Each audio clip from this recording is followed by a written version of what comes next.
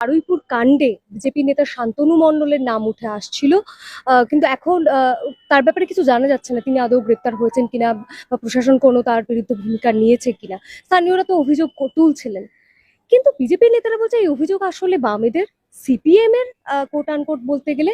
এবং শান্তনু মণ্ডল কোনো অপরাধ করেননি, তিনি প্রশাসন মেনে কাজ করেছেন। আসলে এটাই আমাদের কথা, যে শান্তনু মণ্ডল কোনো অপরাধ করেননি এটা যদি আগেই ওখানে বিজেপির নেতা ঘোষণা করে দেন, তাহলে তো কে করেছে আর কে করেননি সেটা আর পুলিশ তদন্ত করতে পারবে না।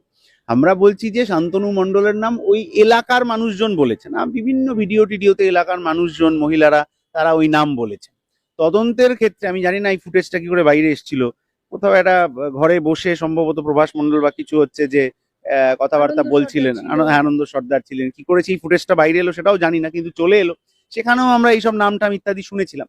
তাহলে অন্তত তদন্তের স্বার্থে দোষী নির্দোষ তো পরের কথা, তদন্তের স্বার্থে তাকে যদি ডেকে দুটো প্রশ্ন জিজ্ঞেস করা হতো তাহলেও তো হয়তো তদন্ত সঠিক পথে চলছে। লাহেককে গ্রেপ্তার করা হয়েছে, গ্রেপ্তার করার আগে যে নোটিশ দিতে হয়, যা নিয়ম মানতে হয়, সেই নিয়ম পুলিশ মানেনি। এই প্রসঙ্গ তো আছে। লাহেক নিজে তার কাছে যখন পুলিশ এসে তিনি বলেছেন যে আপনি আমাকে ওই নোটিশটা দেখাবেন তো, যে যার ভিত্তিতে অ্যারেস্ট করবেন, বলছেন কোঅপারেট করতে হবে, আপনাকে যেতে হবে। এই যে গায়ের জোরে কোনো একটা কাজ করে যাওয়া, এগুলো অতীতের সরকারও করেছে। আর আমরা গোটা দেশে বিজেপিকে গায়ের জোরে কাজ করতে যাওয়া দেখছি, নিজেদের নেতাদের আড়াল করা দেখছি। আজকে কুলদীপ সিং সেঙ্গার, আজকে ওই ব্রিজভূষণ সিং, আজকে ওই যে রাম রহিম ইত্যাদি ইত্যাদি, এরকম লম্বা লিস্ট আছে। তাদের ক্ষেত্রে বিজেপি যা করছে পশ্চিমবাংলায় তো সেটা করছে না। কেন করছে না এটাই আমাদের প্রশ্ন। মানুষ জানেন, এবং এটা আমি বারংবার করে বলছি। আজ হয়তো এই প্রশ্নের উত্তর ওদের দিতে হবে না, ওরা এ কথায় ঘুরিয়ে দেবেন, কিন্তু ইতিহাস এবং সময় খুবই গুরুত্বপূর্ণ জিনিস। সময় আরেকটু বদল হলে বিজেপিকে রাস্তায় দাঁড়িয়ে মানুষকে এই প্রশ্নের জবাব দিতে হবে। এরই মধ্যে গুন্ডা দমন আইন লাগু হয়ে গিয়েছে। কি মনে হচ্ছে এই আপনারা যে আন্দোলন, রাস্তায় নামেন বিভিন্ন বিষয়ে, আরো বেশি গ্রেপ্তারের সংখ্যা কি বামপন্থী নেতাদের আরো বাড়বে? জেল বাড়তে পারে কিন্তু লড়াইও বাড়বে। জেল বাড়ানোর চেষ্টা বিজেপি নেতারা করতে পারেন, কিন্তু লড়াই কিন্তু বাড়বে। এই যে জননিরাপত্তা নাকি একটা আইন ইত্যাদি আনা হয়েছে, 1 বছর পর্যন্ত কাউকে বিনা বিচারে আটকে রাখার প্রভিশন আছে। ওই 1 বছরের মধ্যে তিনি আইনি সহায়তা পাবেন কিনা সেটা নিয়ে কনফিউশন তৈরি হচ্ছে। বিভিন্ন পত্র পত্রিকা আমি দেখছিলাম যে ওই যে কি একটা বোর্ডের সামনে তাকে হাজির করা হবে, সেখানে তার আইনজীবী থাকতে পারবেন। এইটা তো সরাসরি সংবিধানকে চ্যালেঞ্জ করে দেওয়া হচ্ছে। কোনো একজন মানুষ তিনি অপরাধী কি নিরপরাধ সেটা তো ঠিক হবে, আইনজীবীদের মধ্যে বাক্যালাপ ইত্যাদি হবে, কোর্টের কাছে সমস্ত তথ্য প্রমাণ পড়বে, তারপর তো মহামান্য আদালত ঘোষণা করবেন যে তিনি দোষী কি নির্দোষ। তার আগে যদি তার ন্যূনতম যে অধিকার সংবিধান যেটা তাকে দিয়েছে, তার আইনজীবী অ্যাপয়েন্ট করা, তার নিজের আত্মপক্ষ সমর্থন করা, এই সামান্য জিনিসগুলো না থাকে, তাহলে বিপদ হবে। আসলে এইটা বিজেপি সই আবার প্রথম রাতে বেড়াল মারার মতো ঘটনা ওরা যেটা করতে চাইছে, যে প্রথম রাত থেকে এই যে অভয়ার মতো ঘটনা, যাতে সেই প্রতিবাদ যা হয়েছে সেই প্রতিবাদ যাতে আর হতে না পারে, নিয়োগ দুর্নীতির বিরুদ্ধে যা প্রতিবাদ আন্দোলন হয়েছে এই সরকারের আমলে যাতে সেটা হতে না পারে, আগে থেকে ভয় দেখিয়ে রাখার চেষ্টা হচ্ছে। কিন্তু বামপন্থীদেরকে ভয় দেখিয়ে আটকে রাখা যায় না। শুধু বামপন্থী কেন, আপনি গোটা পৃথিবী জুড়ে এই ধরনের যখন কোনো লড়াই আন্দোলন দেখেছেন, শ্রীলঙ্কার ক্ষেত্রে দেখেছেন, আরব বসন্ত দেখেছেন, আরো যা দেখেছেন, এই মুহূর্তে উত্তর ভারত, মধ্য ভারতের শ্রমিকরা যেভাবে মালিক পক্ষের বিরুদ্ধে লড়াই করছেন, ধর্মঘট করছেন, অবস্থান করছেন, মার খাচ্ছেন, জেলে যাচ্ছেন, কিন্তু নিজের অধিকারের দাবিতে লড়ছেন।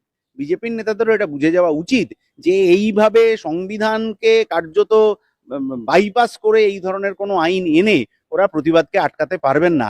এই আইনকে সামনে রেখেই লড়াই হবে। তবে এক্ষেত্রে বলতে হয়, মুখ্যমন্ত্রী বলছেন, বিজেপি নেতারাও বলছেন যে এই আইন কিন্তু সাধারণের জন্য লাগু হবে না, এটা আসলে গুন্ডাদের শায়েস্তা করার জন্য, শাহজাহানদের মতো মানুষদের শায়েস্তা করার জন্য। মুখ্যমন্ত্রী যখন বিরোধী দলনেতা ছিলেন তখন উনি রান্নার গ্যাসের দামও কমিয়ে দেবেন বলেছিলেন। উনি যখন বিরোধী দলনেতা ছিলেন তখন বলেছিলেন কোথাও বুলডোজার চললে আমি গিয়ে দাঁড়াবো। উনি যখন বিরোধী দলনেতা ছিলেন বলেছিলেন পেট্রোল ডিজেলের দাম কমাতে হবে। তাহলে বিরোধী দলনেতা থাকা অবস্থার সেই কথা আজকে মুখ্যমন্ত্রী তো ভুলে গেছেন, আজকে নতুন কথা বলছেন।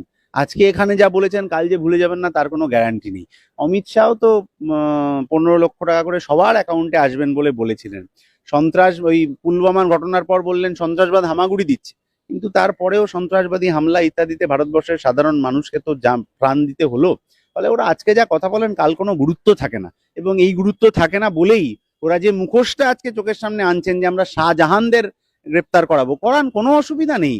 কিন্তু এটা মাথায় রাখতে হবে যে কেউ আবার শাহজাহানরা ওদের ছাতার তলায় চলে গেলে তাদের যেন আবার ফাইল বন্ধ না হয়ে যায়, এই যে ববি বাবু, জাভেদ বাবু, সন্দীপন বাবু, ঋতব্রত বাবু, এই সমস্ত বাবুরা বিজেপির ছাতার তলায় চলে গেলেন, বাবুদের নামে কিন্তু আর কোনো ফাইল খুলছে না।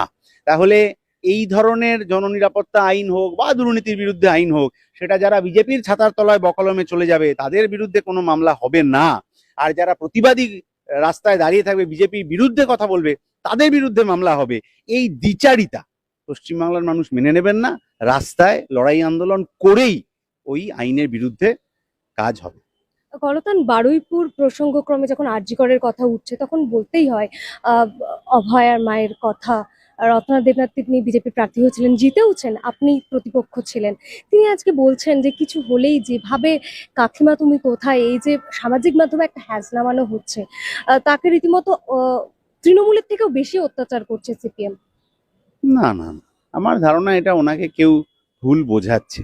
নির্বাচনের সময়ও আপনার মনে থাকবে বিধায়িকা তখন প্রার্থী ছিলেন, এই কথাটা বলেছিলেন যে ওরা তো অভয়ার বিচার চায় না, তামান্নার বিচার চায় বলে দেওয়াল লিখেছে। কিন্তু তারপরে আপনারা জানেন যে ওইটা একটা ফেক নিউজ ছিল, বিজেপি হোয়াটসঅ্যাপ ইউনিভার্সিটি ওর থেকে ছড়িয়েছিল। আমাদের চন্দননগরের প্রার্থী গিয়ে দেওয়ালটার সামনে ভিডিও করেছিলেন যে দেখুন ওটা আসলে অভয়া ও তামান্নার বিচার চাই। বিজেপি ওটা ফটোশপ করে এআই দিয়ে করেছিল। ফলে ওই তখন থেকে এখনো পর্যন্ত ওর চারপাশে যারা সব আছেন তারা ওকে ভুল বোঝাচ্ছেন, এবং খুব স্বাভাবিকভাবেই তারা সিপিআইএম এর নামেই ভুল বোঝাবেন, এটা বাস্তব। সিপিআইএম কখনো এই ধরনের বিলো দ্য বেল্ট আক্রমণ করে না, সিপিআইএম এই ধরনের রুচিহীনতার কাজ কখনোই করে না। এবার বিষয়টা হচ্ছে যে গোটা পশ্চিমবাংলা জুড়ে যা চলছে, সেটা নারী নির্যাতন হতে পারে, সেটা এই জাতপাতের ঘটনার বিরুদ্ধে এইসব হতে পারে, হকার উচ্ছেদের ঘটনা হতে পারে, বারুইপুরের ঘটনা হতে পারে। এই সমস্ত ঘটনা ঘটলেই শাসক কি বলছে এইটা সাধারণ মানুষ জানতে চান।